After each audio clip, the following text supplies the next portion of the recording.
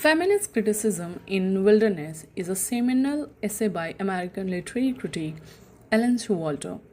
It was published in 1981. The famous concept of gynocriticism has been introduced in this essay, and the idea of wild zone is described as unpresented female experiences. In this essay, Showalter attempted to study the field of literary criticism from the feminist point of view. In this essay, Showalter trying to define directions, method, and future of feminist criticism, where she is arguing that feminist criticism should move beyond only reacting to male literature and create its own female centered literary traditions. There is a two directions she has given into the essay. First is a feminist critique.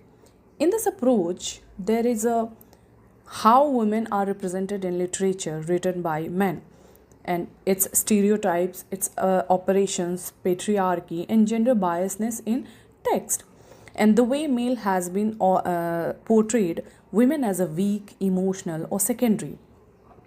Second approach is discussing here the gynocriticism.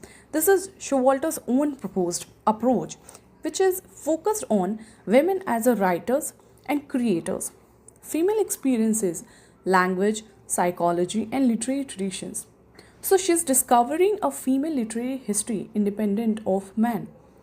According to Showalter, gynocriticism is more constructive because it builds a separate framework for women's writing instead of only criticizing patriarchy. In this essay, she's discussing wilderness and symbolizing it as an unexplored area in literary studies, the unknown space of women's experiences and writings, the difficulty of creating a female theory in a male dominated academic world. So Showalter is saying feminist critiques are entering into a wilderness because there is no fixed model yet for studying women's literature. She has argued a lot of points where she is discussing literary history has mostly been written by men, and many important women writers were neglected or excluded from the canon. Feminist criticism must rediscover lost female authors and traditions.